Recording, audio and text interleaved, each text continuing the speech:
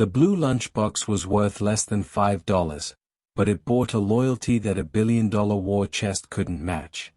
Stephanie, 10 years old and black, spotted the white boy crouched against the outside of the chain-link fence like something the city had already thrown away. Her family wasn't rich, her mother clipped coupons, her father worked doubles, but she pushed her lunch through the rust-eaten links anyway. Every day for a whole semester. Nobody told her to.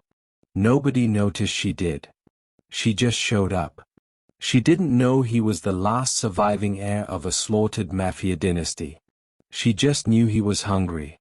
When shadows of his past came hunting, when the men in dark cars finally found the last living Lymer, Daniel had 1 minute to disappear. He used 30 seconds of it to find her face through the fence. "I'll marry you when I become rich." She didn't laugh. She looked at him the way no one ever had, like he was already worth something, and pressed the lunchbox into his hands one final time. 15 years dissolved. Daniel didn't become a CEO. He became something quieter and far more dangerous. He spent 3 of those years bleeding for control, 2 more consolidating it, and the last decade making the kind of money that doesn't appear in any filing. He didn't hire investigators to find Stephanie Lordina. Men like him didn't search, they arrived. Tonight, his motorcade would roll through the rust-belt streets of the city where a girl in denim overalls once decided he was worth feeding. Stephanie would be in a downtown boardroom, closing a 9-figure deal, still wearing the same unbothered smile. Neither knew the other was 60 seconds away. Before we get into it, please like and subscribe if you are locked in. Thank you. The tires of the lead SUV crunched over broken glass and sun-baked asphalt, a sound like grinding teeth. Daniel Lymer sat in the pressurized silence of the rear cabin, his fingers tracing the edge of a scarred mahogany briefcase. Outside the tinted, bulletproof windows, the neighborhood he once called a graveyard drifted by like a fever dream. It was a landscape of boarded-up storefronts and skeletal remains of factories, the same industrial rot that had swallowed his family's legacy 15 years ago. The motorcade, a line of 4 blacked-out vehicles, moved with a predatory slowness that made the locals on the sidewalk stop and stare. They didn't see the boy who used to sleep under the crawlspace of the old library, they saw an omen of violence. Daniel watched them back, his expression a mask of cold granite. He had spent a decade and a half clawing his way back from the brink of extinction, trading his humanity for a throne built on the wreckage of his enemies. He was a ghost who had finally found his way home, but he hadn't come for hauntings. He had come for a debt. As the convoy turned the corner toward the old elementary school, Daniel's pulse thrummed against his starched collar. The playground was still enclosed by the same rusted chain-link fence, though the metal was more orange now, weeping with oxidation. This was the spot where the world had first shown him mercy in the form of a blue plastic lunchbox. He remembered the weight of the sandwiches, the warmth of a hand that didn't flinch when it touched his, and the bright, defiant spirit of the girl who had seen a human being where everyone else saw a stray dog. He signaled for the driver to stop. His security detail shifted in their seats, hands hovering near their sidearms, but Daniel was already opening the door. He stepped out into the humid air, the scent of rain and oil hitting him like a physical blow. Standing there in a suit that cost more than the entire block, he looked toward the fence, half expecting to see a girl in denim overalls looking back. He had become the most dangerous man in the tri-state area just to ensure no one could ever take his food or his life again. But as he stared at the empty schoolyard, the ruthless mafia don felt the familiar, hollow ache of the hungry boy he used to be. He wasn't here to conquer this neighborhood. He was here to find the only person who had ever made him feel like he deserved to survive it. The sky over South Chicago was the color of a bruised plum, heavy with the scent of rain and industrial exhaust. 9-year-old Stephanie Lordina adjusted the straps of her denim overalls, her sneakers crunching on the gravel of the schoolyard perimeter. Most of the other children were huddled near the brick walls of the gymnasium, but Stephanie's eyes were drawn to the rusted perimeter fence. There, half hidden by a weeping willow that had seen better decades, stood a boy who looked like he had been fashioned out of shadows and cold wind. Daniel was a jagged fragment of a world that had shattered.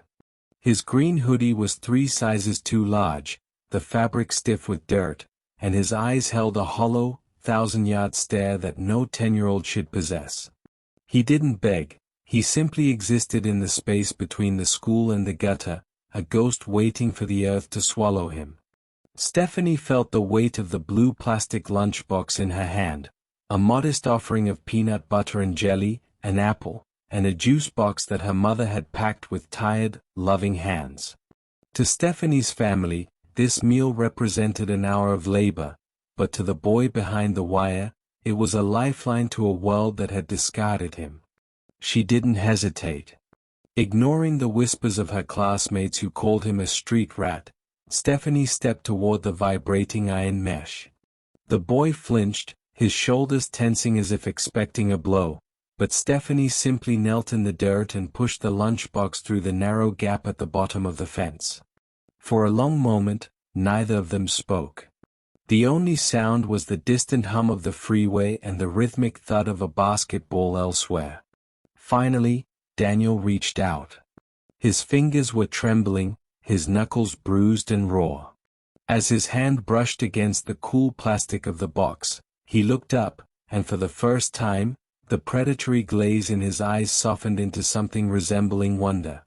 He saw a girl with bright braids and a spirit of radical generosity, the only person in a burning city who didn't want anything from him.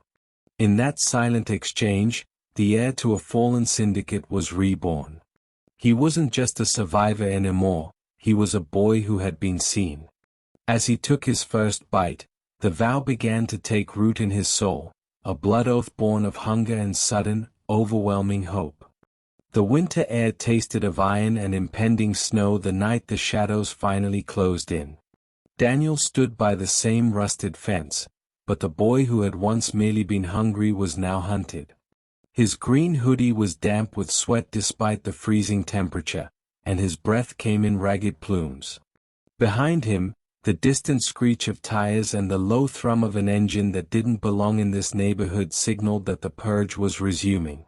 The rivals who had slaughtered his kin had finally caught the scent of the last Lymer heir. Stephanie stood on the other side of the wire, her eyes wide with a terrifying realization. She didn't ask questions, she could see the life-and-death urgency in the way he gripped the metal links until his knuckles turned white. She reached through the fence, her warm hand covering his cold, trembling fingers one last time. In that moment, the schoolyard felt like an island in a sea of encroaching darkness. "I have to go," Daniel whispered, his voice cracking with the weight of a forced exile. "If I stay, they'll find you too." The engine noise grew louder, a predatory growl echoing off the brick walls of the gymnasium. Daniel began to back away, his gaze locked on Stephanie as if trying to memorize every braid, every line of her face.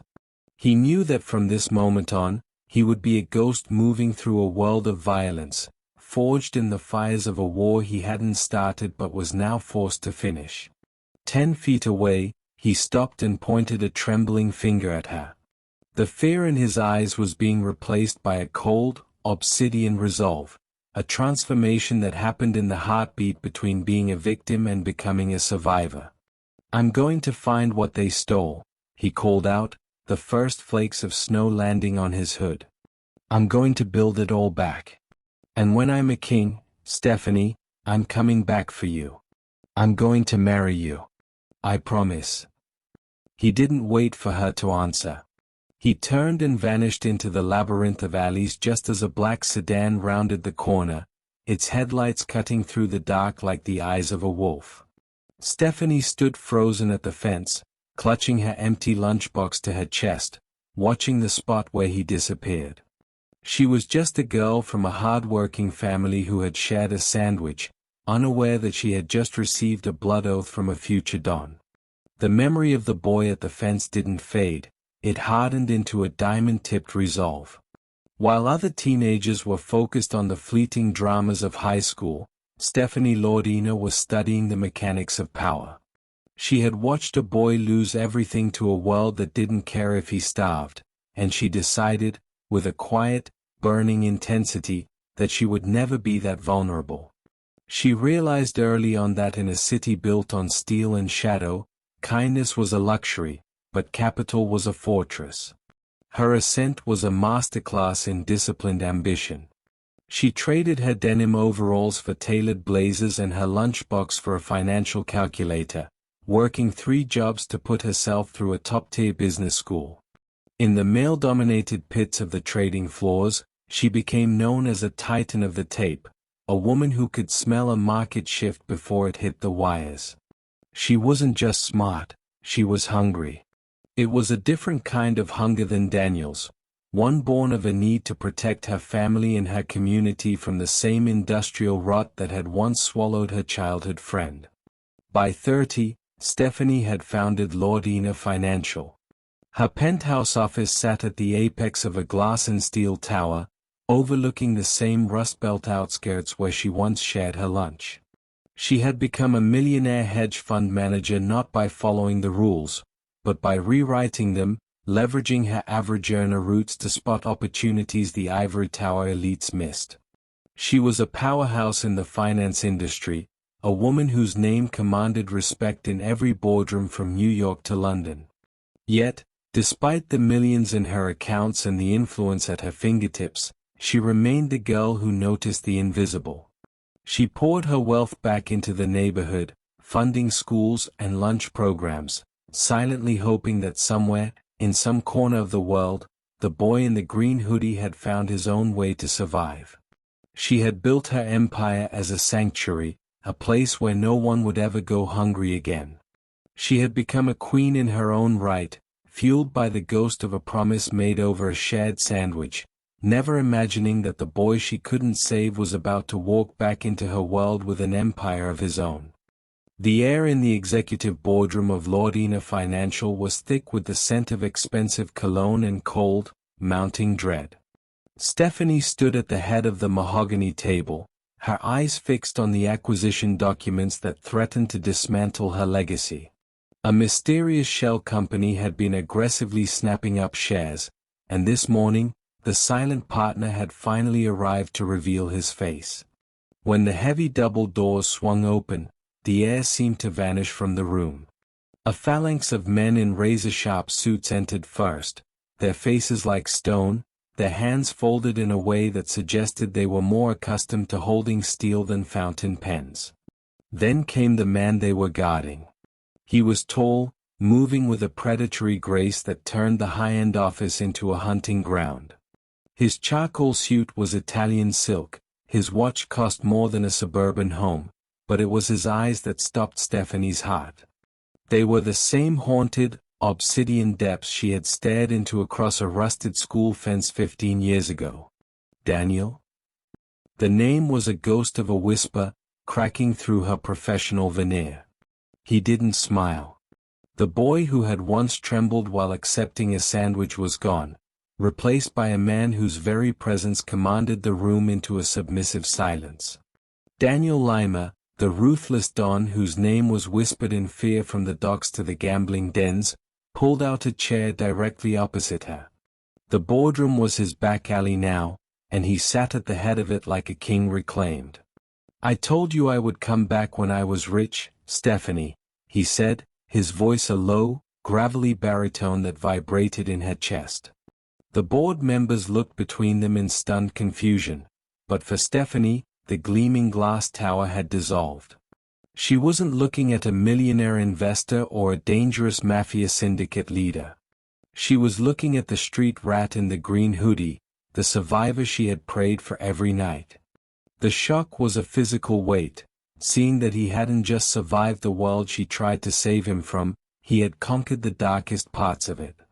As he slid a velvet box across the table toward her, the line between her clean financial empire and his blood-soaked underworld blurred into a singular, terrifying reality. The boy had returned, but he had brought the shadows with him. The velvet box sat on the desk between them, its contents radiating a cold, rhythmic light that seemed to mock the fluorescent office humming above. Inside lay a necklace of flawless, pear-cut diamonds, a shimmering weight of penance and promise that could have bought the very school where they first met. Daniel watched her, his hands, scarred and steady, resting on the mahogany surface.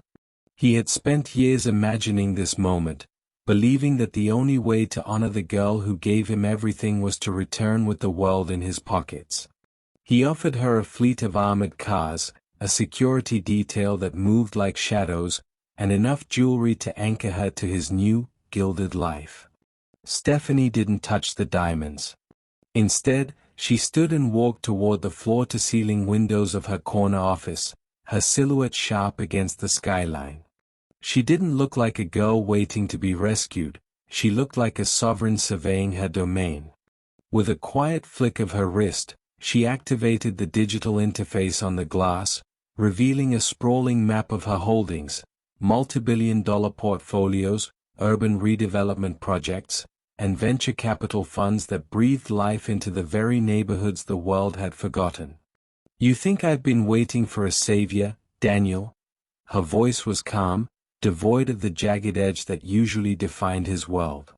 She turned back to him, the light of the city's financial district gleaming in her eyes. "While you were learning how to break the world, I was learning how to own it. I don't need your protection. My capital moves faster than your enforcers, and my influence reaches places your bullets can't touch." The silence that followed was heavy with the realization that the power dynamic had shifted. Daniel had returned as a king of the underworld, expecting to find a woman he could finally provide for, only to realize she had built a fortress of her own. She wasn't an asset to be guarded or a debt to be paid. She was an equal who didn't require his blood-stained charity. As he looked at the diamonds and then back at the woman who had conquered the light while he mastered the dark, the ruthless Don felt an unfamiliar sensation, humility. The girl who once shared her lunch had become a titan, and the debt he carried wasn't something that could be settled with gold. It was a matter of the soul. The peace of the high-rise office was shattered not by a gunshot, but by the jagged screech of a cyber attack that froze Lordina Financial's trading floor in a single, panicked heartbeat. The rival syndicates, the same wolves who had feasted on the Lymer family carcass years ago, had realized that Daniel's only weakness wasn't a bank account or a territory, it was a woman who lived in the light. They didn't just want to kill her, they wanted to bankrupt her legacy, turning her sanctuary into a tomb of digital ash. When the news reached Daniel, he was in a subterranean war room blocks away. The transition was instantaneous. The man who had been humbled by Stephanie's success vanished, and the ruthless Don who had clawed his way back from the grave took his place. He didn't call the police, and he didn't seek mediation. He moved with a cold, surgical precision that the city hadn't seen in a decade. While Stephanie fought the fire with firewalls and legal injunctions, Daniel descended into the gutters to cut off the oxygen at the source. The shadow war was fought in the silences between heartbeats. In the damp basements of shipping docks and the sterile backrooms of offshore servers, Daniel's enforcers moved like ghosts. He became a force of nature, a predatory shadow that dismantled the rival syndicate's infrastructure bone by bone. He wasn't just protecting a woman, he was guarding the only pure thing he had ever known. Every move he made was a message written in the language of the underworld: touch the light, and I will show you a darkness you cannot imagine. By dawn, the attack on Lordina Financial ceased as abruptly as it had begun. The rival leaders had simply disappeared, their influence erased as if they had never existed. Daniel stood on the roof of a building overlooking Stephanie's tower, his knuckles bruised and his tailored coat smelling of gunpowder and rain. He watched the lights of her office flicker back to life, knowing she would hate the methods he used to save her. He had protected her empire, but the cost was a deeper immersion into the very blood-soaked life she despised. He had been ruthless so she could remain radiant, a king protecting a queen who never asked for a throne. The rain drummed against the reinforced glass of the penthouse, a relentless, percussive rhythm that underscored the tension radiating between them. On the table lay the diamond ring, a frozen star that Daniel had intended to be the final punctuation mark on a 15-year sentence of longing. He stood before her, his posture unyielding, waiting for the yes that had fueled his ascent through the blood-slicked ranks of the underworld. He had cleared the threats, he had secured her empire, and now he offered her his life, bound by the vow of a hungry boy. Stephanie looked at the ring, then up at the man who had become a legend of the shadows. Her eyes were bright with a devastating mixture of affection and iron-willed clarity. She didn't pull away when he reached for her hand, but her fingers remained still, a silent testament to the distance that now lay between them. "I love the boy who was behind that fence, Daniel," she whispered, her voice steady despite the storm outside. "And I have grown to love the man who came back for me. You are the only person who truly sees me, and I would give nearly everything to be the one who finally brings you peace." She paused, the weight of the next words hanging in the air like a blade. "But I will not marry the Don. I spent my life building a world that operates on logic, transparency, and the upliftment of our people. I built a fortress of light, Daniel. If I wear that ring, I am not just marrying you, I am marrying the violence you lead. I am marrying the shadow war. I will not be a mafia queen to your mafia king, ruling over a city that fears your name." Daniel's jaw tightened, the hurt flickering behind his obsidian gaze before the mask of the ruthless boss slid back into place. He had conquered everything but the one thing he wanted most, her complicity. "You would choose a ledger over me?" he asked, his voice low and jagged. "I am choosing the girl who fed you," Stephanie replied, stepping closer until she could feel the heat radiating from his chest. "That girl didn't share her lunch so you could become a monster. I want you in my life, Daniel. I want your heart, your brilliance, and your friendship. But I will not be your partner in crime. I am a sovereign of the light, and I won't dim it, not even for you." The diamond ring remained in its velvet box, but the promise was no longer a weight around Daniel's neck. They found their middle ground in the twilight spaces of the city, a place where the sterile lines of corporate finance met the jagged edges of the street. It was a partnership that no lawyer could draft and no syndicate could break. Daniel did not dismantle his empire, and Stephanie did not abandon her light. Instead, they became the two halves of a singular, unspoken law that governed the skyline.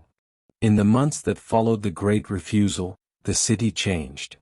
Crimes that preyed on the vulnerable, the kind that once targeted a boy in a green hoodie, began to vanish, extinguished by a mafia don who now answered to a higher moral frequency. Meanwhile, Stephanie's investment funds flowed into the very veins of the neighborhoods Daniel protected, creating a cycle of prosperity that rendered the old ways of violence obsolete. They met every Sunday evening, not in a boardroom or a fortified manor, but at the same rusted fence where it all began. The school was gone, replaced by a community center Stephanie had built, but the iron bars remained as a monument to a sandwich that changed history. There was a profound, quiet peace in their arrangement. They were often seen together at gala events or quiet dinners, their chemistry a high-tension wire that kept the city's elite in awe. They shared a romance that didn't need a marriage certificate to be valid, a bond forged in hunger and tempered in fire.